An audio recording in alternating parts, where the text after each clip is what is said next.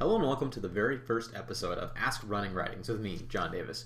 Running Writings is a new video show that I've created to accompany my website, runningwritings.com, to take a little bit more concise look at some of the most important issues for runners in training and racing in terms of injury prevention, injury treatment, getting ideal training, and that sort of thing.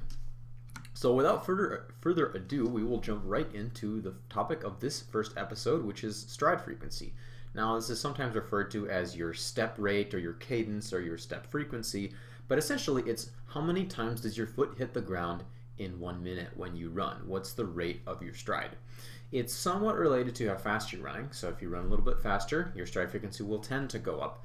And a lot of people think it's related to your height, i.e. tall runners have long legs and they will run with a lower stride frequency.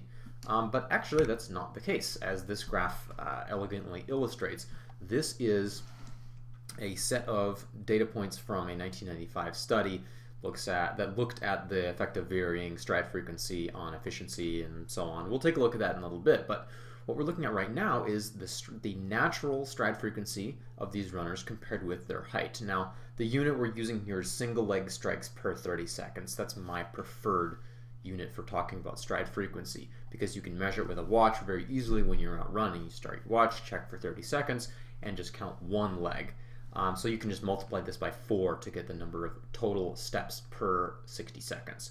Anyways, as you can see, the relationship is not very good. If you take in statistics, you know that this number right here, the R-squared number, means this relationship between height and your natural stride frequency is very poor. And in fact, when we control for leg length, which we would expect to be a more precise measurement, the relationship essentially gets worse. There's basically no relationship between the length of your legs and your natural stride frequency when you're going out for an easy run.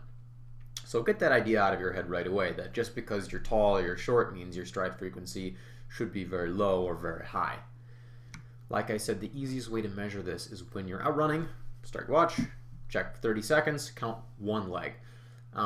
You should measure this at the most relevant speed for you, which is going to be the speed of your easy runs, your easy to moderate mileage runs, because that's going to make up the majority of your training in a given week. You don't really need to worry about stride frequency when you're running fast in workouts, and we'll talk about why in a little bit, but it's basically because your stride frequency goes up when you run faster. Now, the reason I'm concerned about stride frequency for runners that I coach and teammates of mine when I was in college, and for myself when I run, is that we want to keep the stress on our body as low as possible when we're doing the kind of training we need to do to become a better runner. So let's say you're a high school coach, you got 50 kids in your team.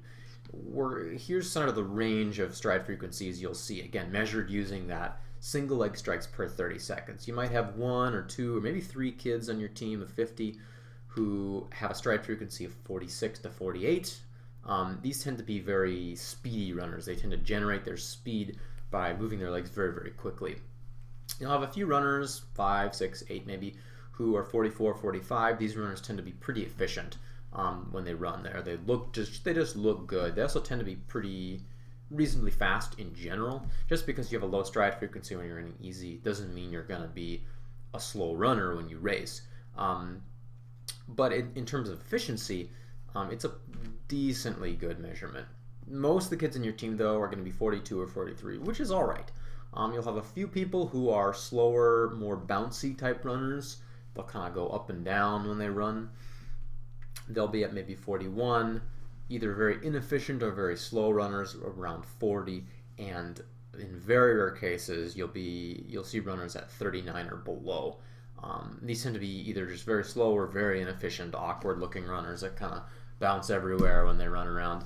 Again, this doesn't necessarily mean if you're down here that you're a bad runner. It just means that you're inefficient, and if I were your coach, I would like to see you move your stride frequency up to reduce the risk of injuries and reduce the stress on your body.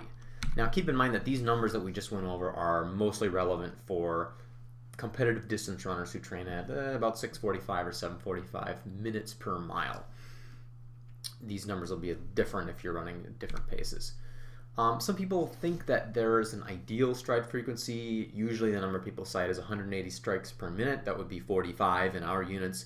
This comes from a bit of a misreading of Daniel's running formula. He actually says 180 steps per minute or more is what elite runners tend to run even at slow paces. So the important thing about this, and you should really get Dan's Running Formula, it's a great book. But the important thing about this passage is that this number doesn't vary much even when the elite runners are not running fast. That's the important thing to take away.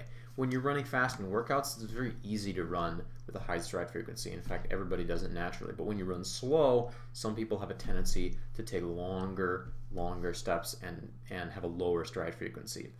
So, why are we concerned about stride frequency? Well, because it is connected with injury, and we'll see how in a little bit. But if we take a very, very basic theoretical basis, and we say, okay, I'm going to run 1 mile in 7 minutes, and I'm going to break that into more individual steps. By running with a higher stride frequency, I should have less energy, less force per step. That's going to mean less stress on my body, less stress on my joints, lower impact forces, and lower active forces when you're running. And fortunately, the research backs up all of these predictions, as we're about to see. Here's one study from 2011. When you increase your stride frequency by 5 or 10% over your preferred or your natural stride frequency, you have less forces at your knee and at your hip, both in terms of energy generated and energy absorbed, both. And again, this makes sense because we're breaking up that whatever speed we're running into more individual steps, so less work per step. Here's another paper from last year. Lower impact rates. If you follow the barefoot running thing at all, you recognize this. This is the force going into the ground when your foot hits the ground. So here's your impact peak and here's your active peak when you're pushing off the ground. But anyways, you increase your stride frequency by a little bit, impact peak goes down, impact loading rate also goes down, as you can see on this graph here on the right. There's also lower active force, again, because we're breaking up that work into more individual steps. You don't need to push off the ground as hard each time you do. In an extreme example, you could think of like maybe bounding. If you're bounding, you need to push really hard into the ground because you have a really low stride frequency. So here's a cool little overlay that just displays kind of what happens when you decrease or increase your stride frequency. It's a little bit exaggerated. This is minus 26%, plus 36% over and below your preferred, and that's quite a lot. But as you can see, you spend less time on the ground. That would be the distance from here to here, or here to here, or here to here, and that impact peak becomes less prominent, and the active force peak goes down a little bit too.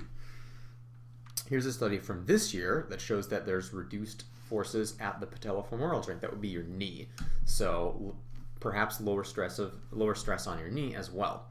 And again, this is related to forces and stuff in the rest of your body, all of which are pretty much going down. Finally, there's actually a conference presentation, not published yet, but 5% increase in your stride frequency results in lower stress on your foot, namely lower pressure on your heel, if this is the sole of my foot, lower pressure on your heel, lower pressure on your forefoot. Now, all of these we predicted, of course, with our very simple model of doing the same amount of work in a larger number of steps. These variables we just looked at have been connected with injuries, namely impact forces and impact loading rate are related to plantar fasciitis, tibial stress fracture, and perhaps shin splints, because that is a very, very similar injury when you look at the actual biological mechanics of it. Shin splints or medial tibial stress syndrome is quite similar to tibial stress fractures.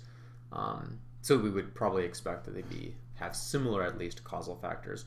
Also, just hip and knee injuries in general, because remember, joint forces go down too when we decrease our stride frequency. So that's why I like that. That's why I like to see the runners that I coach have a higher stride frequency. That's why I liked to have them shoot for that 43 or above number. Now, that's more anecdotal. That's not necessarily scientific.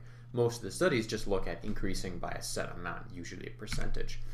There are some arguments against changing your stride frequency, though. Namely, first, your running economy does go down when you run with an abnormally high stride frequency compared to your natural stride frequency. From a performance standpoint, this argument doesn't really make sense because, again, I don't really worry about, for the high schoolers I coach, for example, I don't worry about what their stride frequency is when we're running intervals at 5K pace. I worry about their stride frequency when they're out running 10 miles easy. And the reason is when you run fast, your stride frequency is very high. Here's some cool sets of data from, I think it's the 2012 Olympic Trials 5K. So this is the elite men. They're running about 4:30 mile pace, give or take. Elite women about 5:30 maybe, or 5:20, 5-minute miles. And as you can see, their cadence is quite high. This is in steps per minute. So 45 would be 180, but that's way lower than anyone is. So anyways, when you run fast, your stride frequency is quite high. You don't have to worry about it. Again, it's when you're running easy that you need to worry about your stride frequency. So the performance aspect is not really a problem. There is, however, an argument that because your running economy goes down, because you're less efficient, because your oxygen consumption goes up, your heart rate goes up when you increase your stride frequency by, say, 10%, you're getting more fatigued, and so maybe you're going to get injured because you're more fatigued when you're running. This is a very difficult argument to make, though, because the actual marginal changes in heart rate, as you can see, this is from that 1995 study again, the marginal changes when we're talking about 10% increase in stride frequency are very small. This is 2-3 beats per minute in terms of heart rate, and maybe 0.1, 0.2 liters of oxygen per minute. These are quite small, so it's hard, and this is even for a pretty big jump, 10%. Moving from 40 to 44 is quite a lot. So it's hard to argue that this magnitude of change is going to have any significant impact on your injury risk. And even if it did, you would also expect to see runners who train at a faster pace in general have a higher injury rate, and that's not the case as demonstrated by these three studies. You can look them up if you want, but essentially, if running at a higher metabolic load on your body, if running faster increased your risk for injury, we would also expect to see runners who ran faster get injured more. Now that's a topic for another day, the specifics of that. But anyways, it's very hard to make a fatigue-related argument against increasing your stride frequency, especially when all of those variables, i.e. impact force, active force, load on your feet, on your knees, on your hips, all of those go down when you increase your stride frequency. So like I said, the runners that I coach, I like to see them at 43 or above single leg strikes per 30 seconds. If you're not there, you can try to increase by about 5 or 10%. Not a whole lot, not all at once. But that should decrease the load on your body, decrease the stress on your body, and keep you healthy. Now, there will be a small cost in your running economy, but like I said, because you're only doing this when you're running easy or moderate, it's not really that big of a factor. And so how do you go about doing that? Well, the best way is just to check often. Check when you run, try to think about being nice and light and quick on your feet. You don't need to go all the way up to or exactly 45 all at once, just a little bit at a time. Like I said, good goal is 43 or above if you're running 6 or 8 minutes per mile. There's some cool ideas about using a metronome or a musical mix with the beats per minute set to the stride frequency that you want. Or even sometimes what I'll do with the high schoolers I coach is I'll have them try to match the stride frequency of one of the other runners on the team who runs with a higher stride frequency. But again, the easiest way to do it, just check often. Check your stride frequency a lot. It takes a while to move it up. For me, in college, I started out at about 42 strides per minute, and it took me 6 or 8 months, I think, to move up to 44 to 45, which is what I've been at ever since. So don't worry, you don't need to do it all at once.